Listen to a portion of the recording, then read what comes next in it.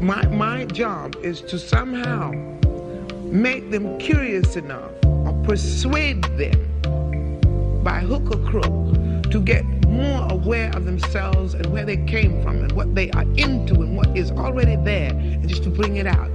This is what compels me to compel them, and I will do it by whatever means necessary. Welcome to the Black Girls Heal podcast, where we talk about healing our intimacy disorders, unresolved trauma, and building a healthy relationship with first ourselves and then others. Every episode, we will talk about advice you can apply today to break unhealthy patterns and grow in your self-worth. I'm Sheena Lachey, love addiction coach and trauma specialist. Let's begin.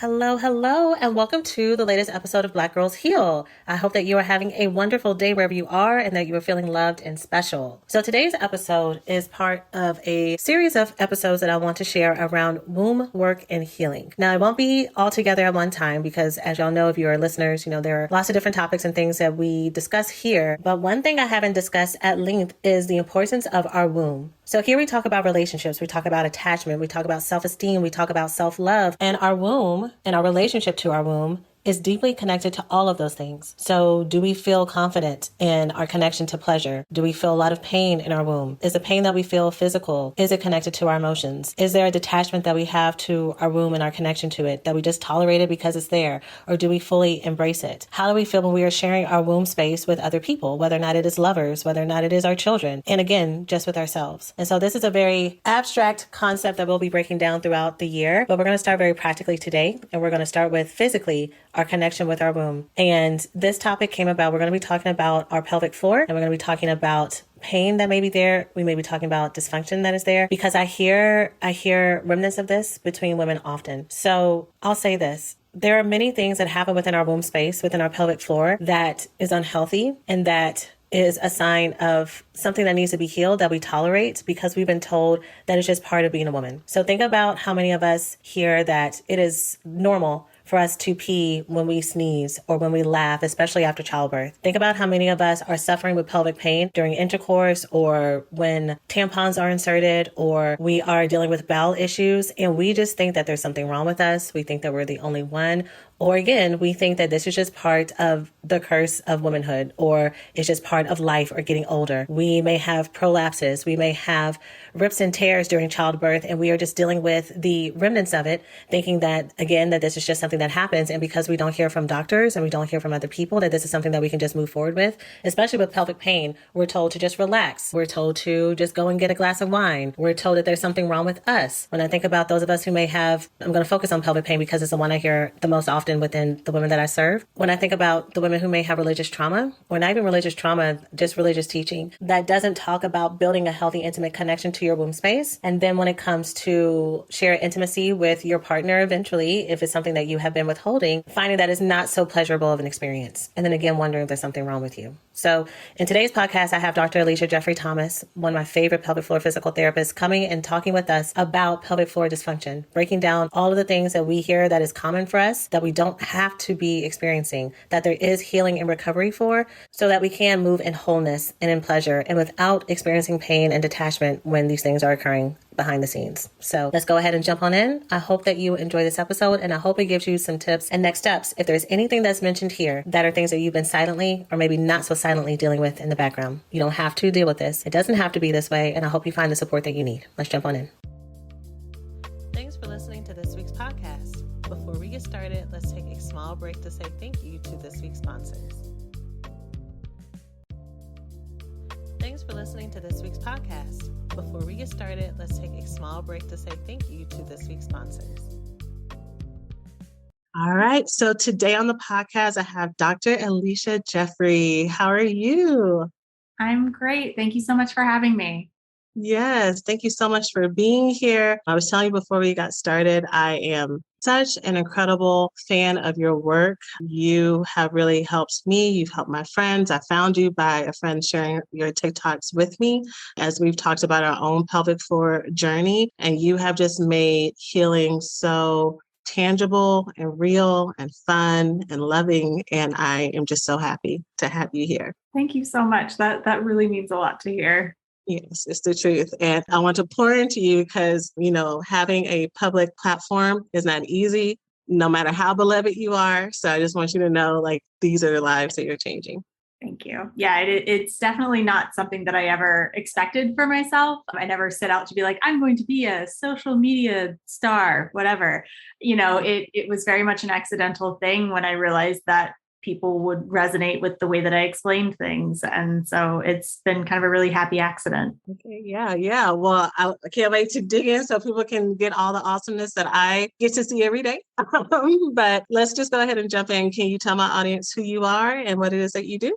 Sure. So my name's Alicia. I'm a pelvic floor physical therapist. Most people don't know what that means. I am a doctor of physical therapy with additional training in pelvic floor rehabilitation, which basically means that I treat everything that you don't want to talk about with your friends from the belly button down. So I am your go-to person for bladder problems, bowel problems, pelvic pain. So think people who have pain with sex, or if they have, tailbone pain or sacroiliac pain, anything kind of in that region, belly button down, that is where I tend to thrive. The pelvic floor muscles are basically these muscles that run from your pubic bone to your tailbone, and they're responsible for all of those kind of sphincteric functions of the body. And so I'm the person that works to basically retrain them when they either get too weak, or if they're too tense. There's a whole bunch of different things that can happen there. And so that's what we do. And so, my platform came about in 2020,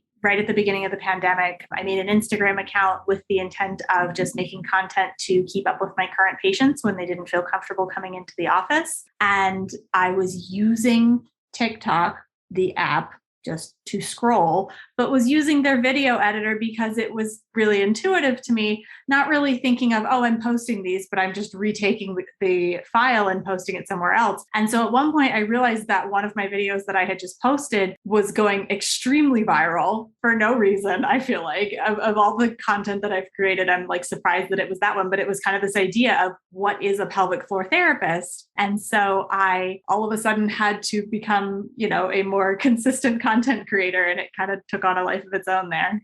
Yeah, I think people who are experts underestimate how much the regular folks don't understand and don't get it. You don't know this about my background, but I am a trained therapist.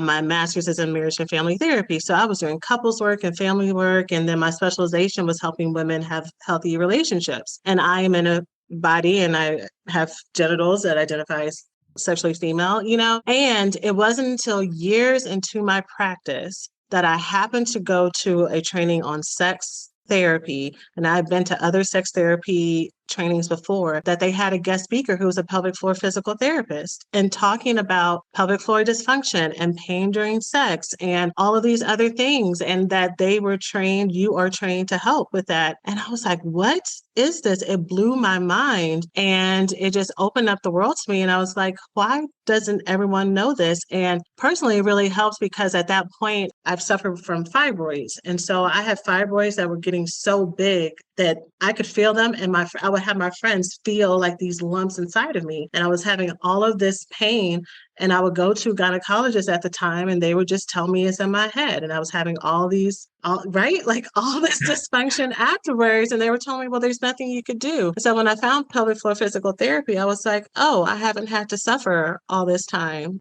And it's covered by insurance. Like, it was just like wild to me. And it's truly, truly frustrating how long people can go without getting treatment, because if it's not something that the public knows about, and there are, a lot of times our physicians are hesitant to refer to pelvic PT for whatever reason, either it doesn't align with like, oh, you have stress incontinence, you have, like these 3 things that they think that we can do, when we have this much larger, breadth of knowledge and things that we can help. And so there's people that have, severe pelvic pain that are waiting 6-7 years on average before they're actually able to get in to see a specialist. Absolutely. Absolutely. So some of the things that I really love about, one of many, you're going to hear me compliment you like 18 million more times today. But one of the things that I really love about your platform is how you're really good about educating us on things that we think are normal and just part of the human experience, part of being a woman, that, because I know most of your content speaks to women, even though you treat men as well, but that isn't normal. So for example, having a child and then peeing, having to pee all the time, or having trouble peeing, or stress incontinence, or pain during sex. So can you kind of just recap some of those things that people have normalized? Of course. Yeah. I mean, I think the biggest one you started with, we've kind of normalized this idea that when someone has a baby, oh, it's just normal if you sneeze and pee your pants, or you can't jump on the trampoline anymore, or you can't do these activities, and that's just how it's going to be for the rest of your life. Or there's a surgery that may or may not help you. And nobody really talks about the fact that these are muscles that get retrained. And, in other countries, for example, in France, you get like 6 guaranteed visits to a pelvic floor physical therapist that just happens automatically after birth. We don't have that same kind of setup here. I would say other normal things, or things that we think are normal that aren't. Some of it comes down to when we're potty trained as kids. So, the idea that like we should always pee before we leave the house, we really honestly shouldn't be doing that in a lot of cases, because that can actually train our bladders to not be able to hold as much. We could get into a whole conversation about, whether you should sit down on toilets versus hovering over toilets. There's this big misconception that you're going to catch an STD or you're going to get a UTI if you sit on a public toilet. And really, the data isn't there to support that, because you're not touching the toilet with your urinary tract, but you can actually do a lot of damage to your pelvic floor muscles by hovering, to the point where it can lead to difficulty with issues holding your bladder. It can contribute to pelvic pain or to prolapse or to other things like that. And I would say that, I feel like pain during sex is a big one for a lot of us. Yeah. So, even starting from your first sexual experience, right? It's always been told that, oh, your first sexual experience is going to be painful. You're going to bleed. It's going to be blah, blah, blah, blah, blah. And so, if people, your first sexual experience does not have to be painful. It's not guaranteed that it's going to be. And when we have this harmful narrative out there that it's expected to be painful, then people think that something's wrong with them when there isn't pain. But I digress. Then it becomes this whole thing of people can have pain during sex and they're afraid that something is wrong with them, or that they're not doing something right in the bedroom. And so they don't talk about it, right? They don't bring it up to their partner. They'll just like grit their teeth and try to get through it, and not really get to enjoy something that is made for them to enjoy, right? If sex was supposed to hurt, it would not be nearly as popular. So there's a huge misconception there, and that can span the whole lifespan, from people who have pain from their first sexual experience and then it just continues, or maybe people who develop pain with intercourse after having a child, or even those who develop pain with intercourse after as they're going through menopause and maybe have some hormonal changes. At none of those points should intercourse be painful. There are always things that we can do to treat this, to help this, and it's not an indicator of health and normalcy to have pain. So exactly. Yeah. So when I was having pelvic pain, it was absolutely caused by the fibroids, and even when they were gone. And part of it, which I'm going to ask you about in a little bit, is I think my therapist said that I had hypertonic floors. Mm-hmm. You'll say the right words, but they were just overly frozen. But it was because I had had so much trauma from the bleeding, from the pain, from all the things that happened, that part of my body was just like on lockdown, and I had to do the exercises, right, to help that part get released. So can you talk about that, and then also Kegels and how that may or may not affect them? Sure. Yeah. So basically, a hypertonic pelvic floor is a pelvic floor that has a difficult time relaxing. So if we think about the jobs that the pelvic floor needs to be able to do, it needs to be able to contract to hold things in, like, bowel and bladder functions, but then it also needs to be able to relax in order to let things out, or in, the case of sex, to let things in. But, if your pelvic floor muscles are too tight, a lot of times that does come from kind of a learned or a patterned response when there is something that is driving the pain. So in your case, it was the fibroids that were creating kind of this painful environment, and your muscles kind of guarded up as a response to that. So basically, almost like a fight or flight type of response with your muscles. For some people, I'll see it happen if they have, a UTI. They treat the UTI is gone. There's no more bacteria, but they still have the symptoms of a UTI, that pressure, that, difficulty using the bathroom or frequency of using the bathroom. And that's because their pelvic floor is still kind of in spasm or hypertonic or just continuing to be upset in some way. And so, there's a lot of things that we do in pelvic floor therapy to kind of bring down that tone. And so then you mentioned Kegels, right? And so a Kegel is just another name for a contraction of the pelvic floor. And so if somebody has a hypertonic pelvic floor, probably the last thing that they would want to be doing is Kegel exercises, because that's just further tightening the muscle. And so it's limiting its range of motion that it's allowed to work in. And so there can be people who have, this is kind of one of those common things that it's a misconception that just, if you have leakage, that doesn't necessarily mean that you have a low tone or weak pelvic floor. You could very much have a hypertonic pelvic floor that's super, super guarded and still be having leakage, because that limited range of motion of the muscle means that that pelvic floor can't adapt and respond to, a cough or a sneeze or a jump or some kind of change in pressure there. Pelvic floor contractions can be really useful in people who have more pelvic floor weakness, and I shy away from using a lot of Kegels in isolation, because we have to kind of think about the pelvic floor as part of the whole rest of the body and managing, intra-abdominal pressure. So, if you jump or cough or sneeze, it's not just the pelvic floor that's taking on all of that weight. It's what are your abs doing? What is your diaphragm doing? There's all of these other things that are supposed to be absorbing force. And so it's very, very rare that the answer is just do Kegels. Yeah, absolutely. And especially because I remember being in elementary school or middle school, and people talking about doing Kegel exercises. Like, we learn about it. So I learned it, I'll own it for myself. I learned about it very young, because there's this fixation on us being more valuable if we have tighter vaginas or all of that. And Kegels are the only exercise that we're also taught. So some of us may be doing more damage, just to echo what you're saying, to ourselves by doing this so often, and we're doing the opposite effect of what we may actually want for pelvic health. Yeah, exactly. I mean, I kind of look at Kegels as like, thinking that Kegels are the only exercise that you can do for your pelvic floor is kind of like saying that bicep curls are the only exercise that you can do for your shoulder, right? It's very much trying to put a one size fits all approach on something that is much more complex and nuanced. And you're right, like there is that kind of icky societal thing where, we're told that we need to have, a tight vagina or whatever. And so your kids in middle school are getting this message that they need to be doing Kegel exercises. And that is oftentimes setting them up for more voiding dysfunction, whether that's bladder issues or constipation, or down the line when they do decide to become sexually active, having pain with sex, because they then have this difficulty with relaxing their muscles. And so, there's definitely, we need to somehow get into the 7th grade health class and teach people about the pelvic floor and teach them kind of everything about it, not just, here, do some Kegel exercises. Yeah,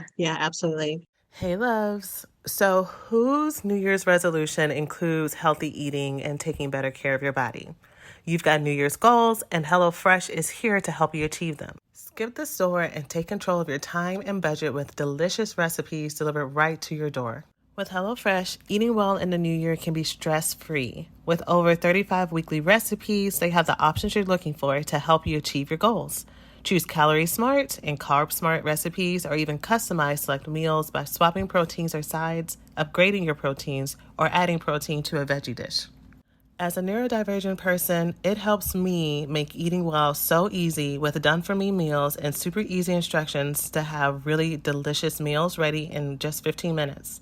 Go to HelloFresh.com/BGH21 and use code BGH21 for 21 free meals plus free shipping. Again, you can go to HelloFresh.com/BGH21 and use code BGH21 for 21 free meals plus free shipping. HelloFresh is America's #1 meal kit for a reason. Follow that link to try it out now. Hey, we hope you're enjoying the podcast so far. Let's take a quick break to say thanks to this week's sponsors. Can you speak a little bit more about bowel or rectal dysfunctions? Because I don't think we hear about those as much. Oh, yeah. No, absolutely. I mean, the most common thing that I'll see is constipation, and you can define constipation in a lot of different ways, right? People think constipation is either just, oh, I haven't had a bowel movement in a while, or, that their bowel movements are really difficult to pass, or their stool is really hard or really dry. And you can define it in all of those different ways. You don't have to have all of those things. You can have a bowel movement every day and still be constipated. And that can start to have a big cumulative effect on everything. It can start to affect pelvic pain. It can start to affect bladder things. I kind of call it the theory of stuff in your pelvis. There's only so much room for all of the stuff to coexist. And so, we want to make sure that we are having good, daily bowel movements. So as a pelvic floor therapist, I'll look at a lot of things. We'll talk a little bit about nutrition and what we can do to get, a good stool type that's a little bit softer and easier to pass. We'll talk about the effect of the pelvic floor muscles. So again, the pelvic floor needs to be able to relax in order for you to have a good bowel movement. And so sometimes that's working on pelvic floor relaxation. Sometimes that's looking at your posture on the toilet. So whether you need to use like a step stool or a squatty potty or something like that. But it's definitely one of those things that regardless of what the person is coming in for, I will always ask about their bowel habits because it can have such a big impact on everything else. Yeah. I'm definitely going to ask you about, actually, I'll just ask you now, what people can expect when they go to their first appointment with a pelvic floor therapist. And what just sparked my question is, those are very, very invasive questions. Like not only is the process like what's going to happen, but then like the onboarding up to it is wild. It can feel wild. So can you talk to that? It's and I definitely kind of, for me, I try to get people paperwork in advance so that they can see, hey, here's 3 or 4 pages of questions that are about things that you're not used to talking about. And you may not know the answers to all of those things, but it at least gets you thinking before the appointment. And then at that initial appointment, I would say I spend 75% of the time talking to you and really getting to know your history and why you're coming into therapy. So I kind of preface my appointments with like, all right, well, we'll start out, we'll ask you a bunch of personal questions, and then we'll decide what we want to do from an exam standpoint, right? So I'll ask, usually I'm the first person, because I have the time built into my schedule, I'm usually the first person that gets to hear their full story and actually gets to start to put some of these pieces together, because they go to the urologist, all they want to hear about is the bladder. They go to their gynecologist, all they want to hear about is periods. They go to a gastroenterologist, they only want to hear about the bowel side of things.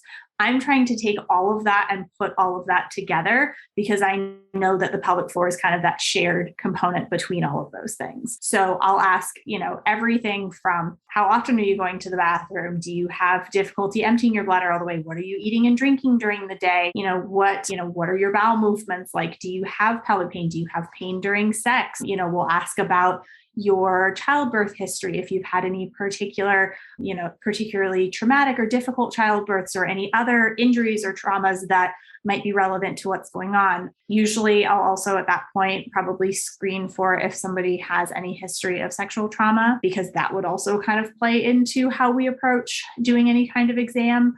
I certainly don't expect that I'm going to do an internal exam with people on the first visit.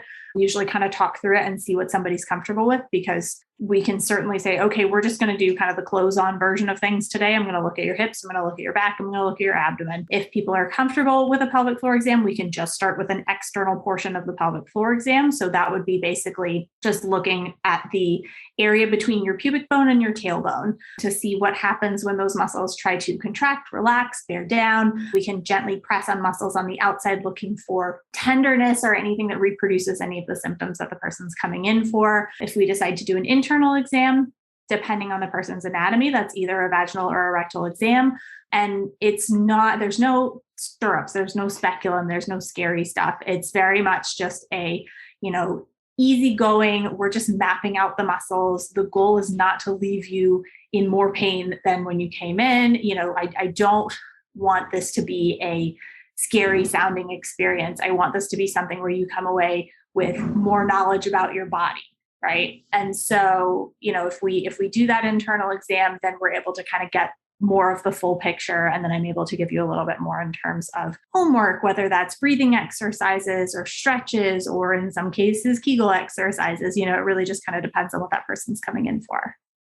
Yes, I love that. I found that pelvic floor therapy is such a holistic process. I mean, what you just said, bringing all of these medical expertise and silos together instead of just hitting a symptom of a problem and not really getting at the root of it. And I think it's just beautiful that you can solve these really complicated, what feels like chronic, lifelong issues without medication a lot of times, just from getting at the organic root and giving you exercises and learning how to connect to those parts of your body. Yeah, no, it's pretty awesome. That's like, I always have this image in my mind of like, I want medical care to be all of your specialists sitting in a room together and like really collaboratively discussing your case. And unfortunately, the way that our medical system is set up, we don't really get that. And so I feel like what I do is kind of the closest that I'm going to get to that in terms of having a little bit of a knowledge base, and then hopefully also having good relationships with, their gastroenterologist, with their GYN, where I can call them up and ask them if there is something that goes outside of my scope. Yeah, absolutely. Before we talk about kind of the emotional impact of this, I do have listeners who either identify as male or are trans and haven't fully transitioned. So can we spend a little bit of time talking about what pelvic floor physical therapy looks like for men, how different it may look, if anything? Sure. If so. So I would say that a lot of it, I feel like sometimes we try to make it out like it's going to be more different than it is. All bodies have pelvic floor muscles. And so, the basically the difference is the number of access points for an internal exam, right? We can look at in men, for example, or people with penises. A lot of times they'll present with symptoms they call it prostatitis. At least their urologist will call it that. But a lot of times there's no bacteria present. And so it kind of becomes this chronic inflammatory process that's actually more of a musculoskeletal hypertonic pelvic floor type situation, but nobody knows to really call it that.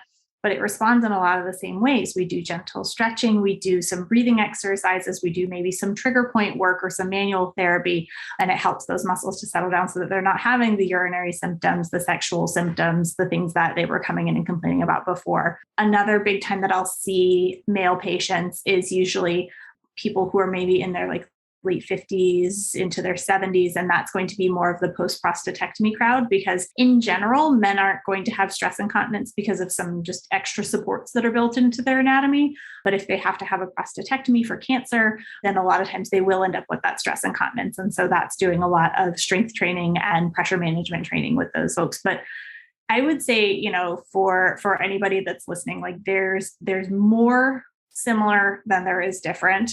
And so that's why I try to use really inclusive language when I talk about these things, even though I think the assumption is kind of made on my channel sometimes that these bladder things are for, the cis women that are listening to these videos, right? A lot of the bladder training stuff, the overactive bladder stuff, a lot of that really applies to everybody, no matter your anatomy. So.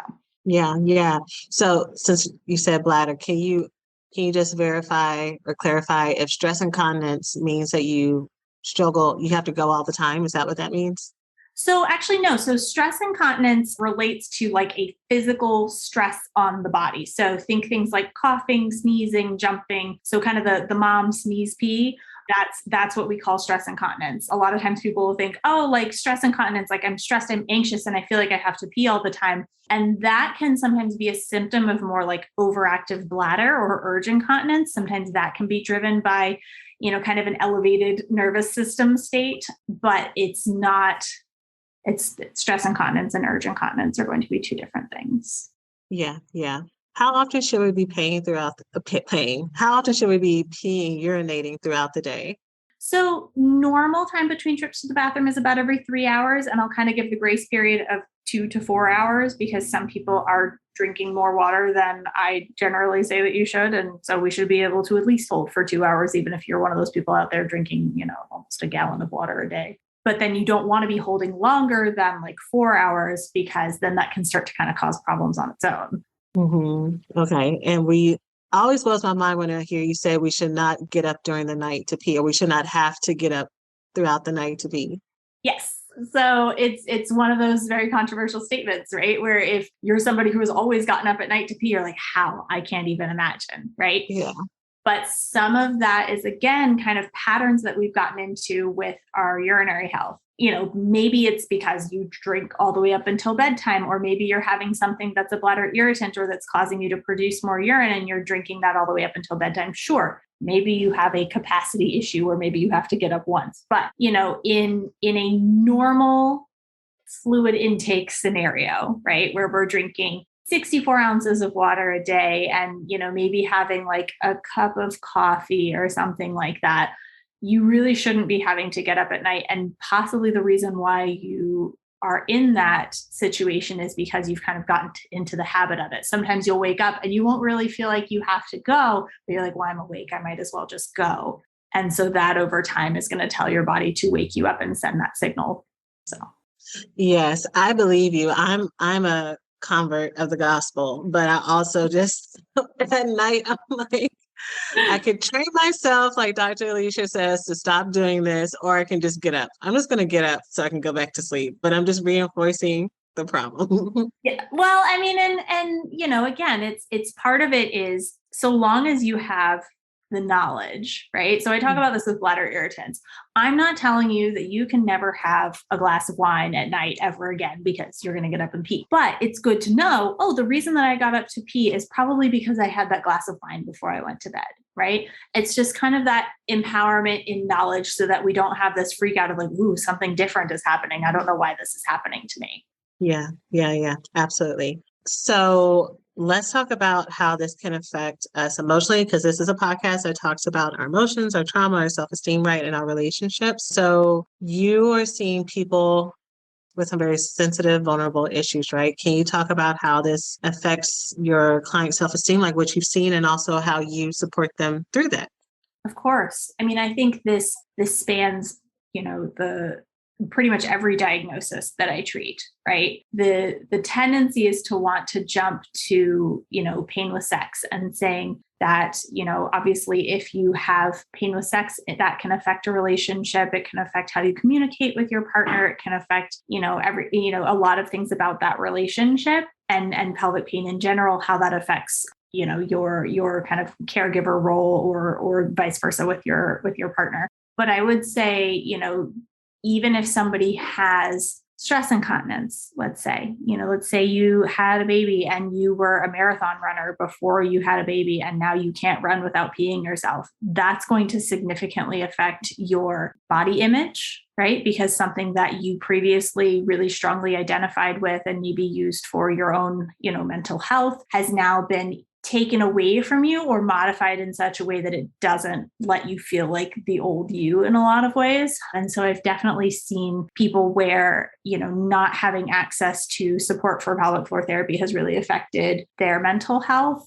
And so it's really great for me when I'm able to kind of show them how to get back into these things so that they can get that little piece of them back, and then we can jump back to the pelvic pain and painless sex. I've had people who came from very highly religious backgrounds who had vaginismus, which is a type of pelvic floor dysfunction that basically means that anytime anything tries to enter the vagina, the pelvic floor muscles will kind of clamp down and say, nope, nothing's coming in here. And so I have had people who waited until marriage, did everything that they were supposed to do, and then they get to finally consummate their marriage with their husband and they're unable to do that. I've had people who are married for, a year or more and they haven't been able to figure it out because the muscles are so clamped down. And so then they start into this spiral of, oh my gosh, I thought I did everything that my religion wanted of me. Am I a bad believer? Have I done something wrong in God's eyes? And so there's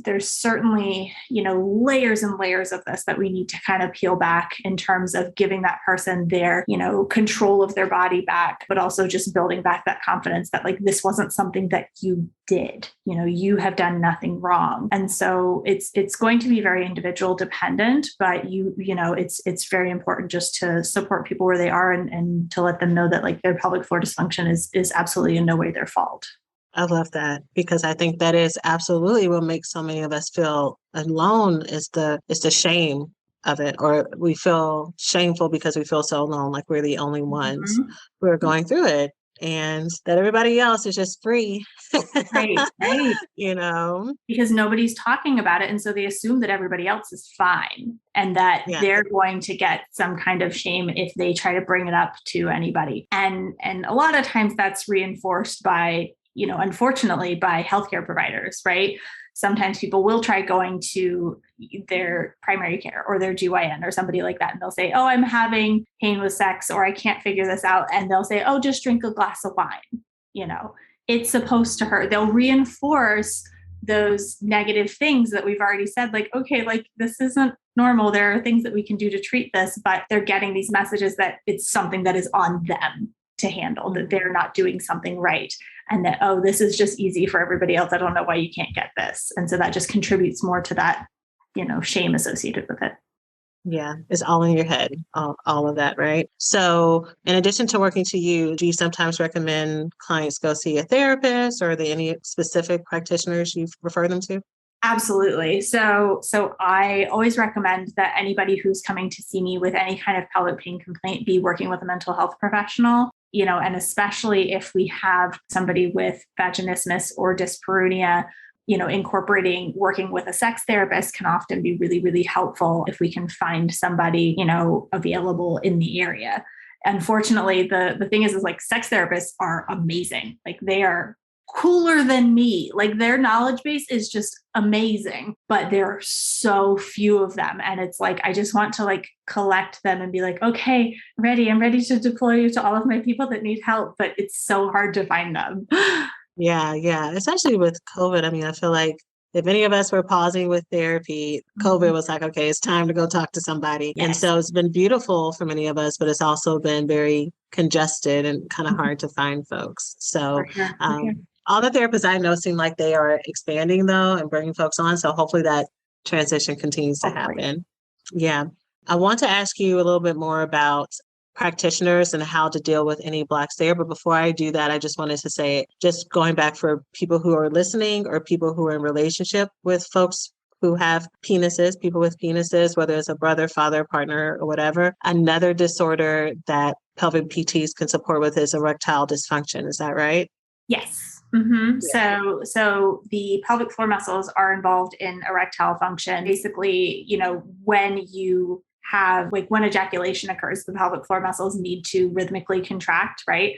And so if they're not working appropriately, that can lead to not only issues with erectile dysfunction in terms of getting an erection and maintaining an erection, but also, things like premature ejaculation that can also be related to pelvic floor dysfunction. So yeah, it's again, we're more similar than we are different. Yeah, yeah. And again, there's so many solutions for these things that some of us just feel like we're doomed to experience, either because of our age or because what society says, but it doesn't have to be stressful. It can be easier, and we can be connecting a little bit more to each other. So thank you for sharing that. So if I'm listening and I'm ready to schedule an appointment with a pelvic PT, what's the process? How do I get started? So whether you need a referral is going to depend on the state that you live in and what your insurance is. Because in many states, we have something called direct access for physical therapy, which means that you can see a physical therapist without a doctor's referral. So if you go to look for a pelvic PT,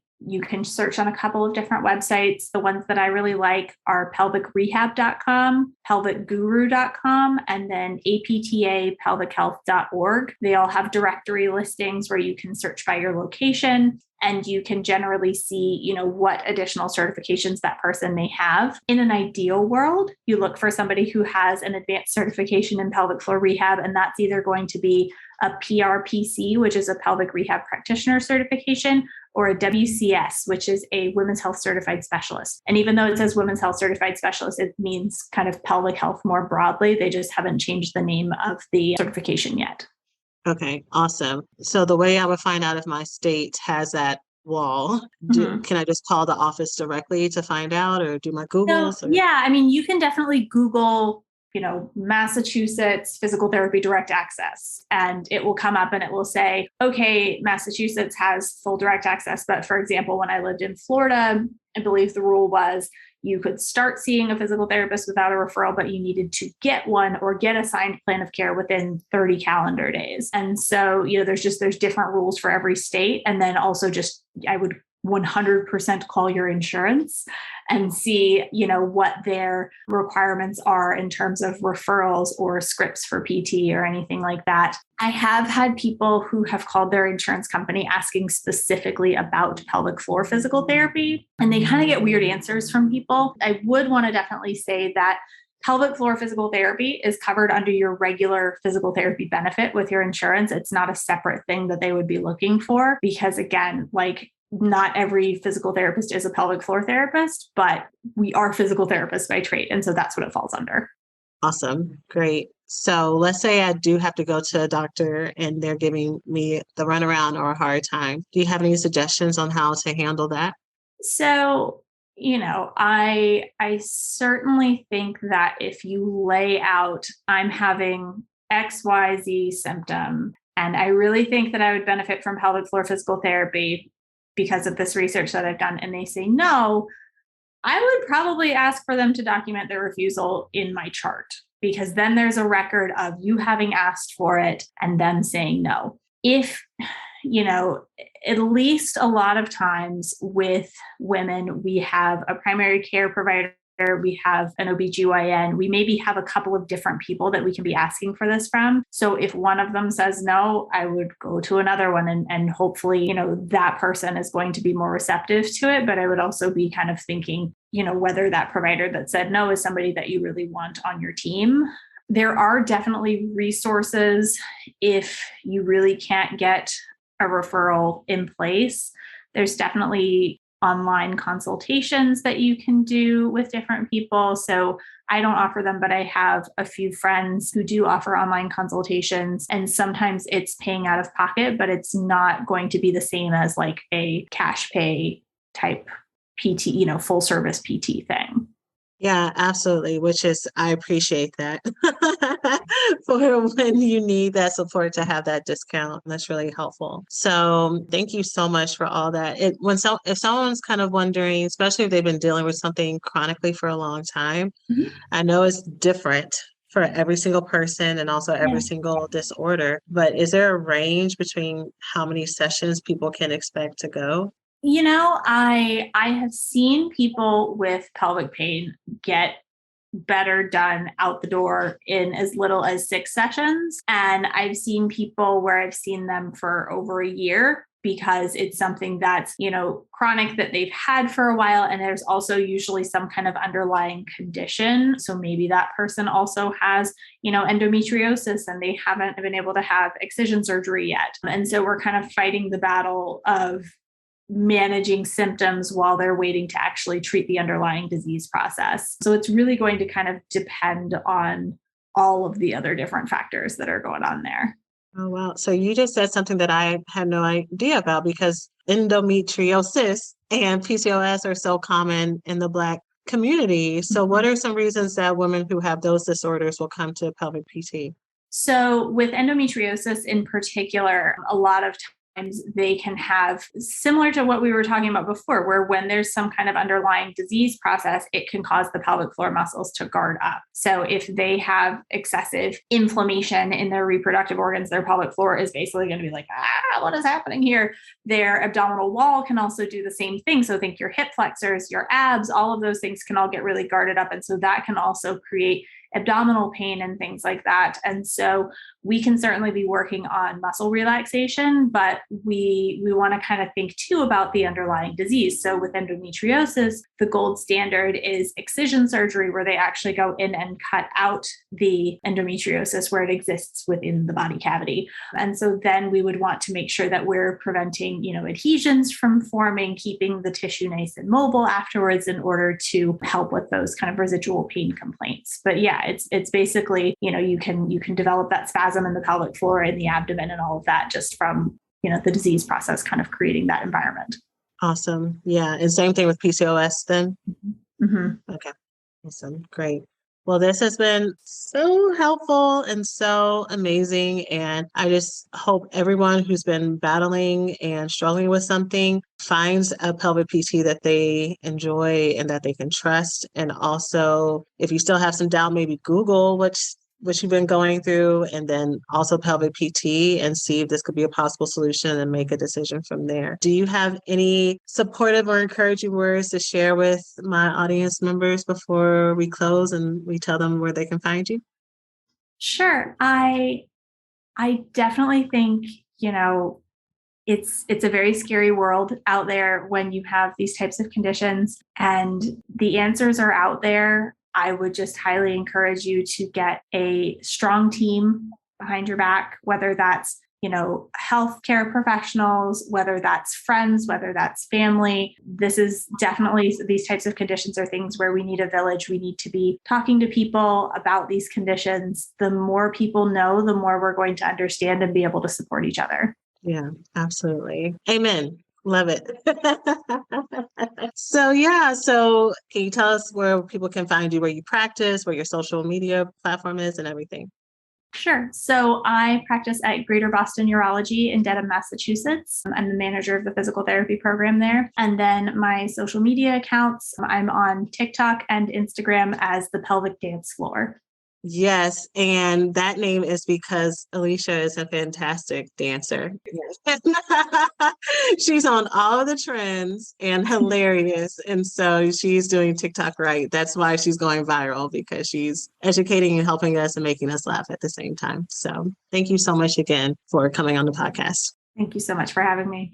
Hey, so thanks for listening to today's podcast. If you enjoy what you've learned, it doesn't have to stop here. You can check out the blackgirlsheal.org website and grab the worksheet for this week's episode or any of your other favorite episodes from our shop with an overview of the main points, healing circle discussion questions and journal prompts, and challenges that you can take with you into the week. Also, you can check out any of our other self-study and coaching programs, resources, and freebies to help you heal from the intimacy disorders of love addiction, love avoidance, love deprivation, and the trauma that causes it. The best time to start or restart your healing journey is now. We hope you enjoy all of these resources, and until next time, remember you are so loved, and we'll see you in the next episode. Take care of yourselves.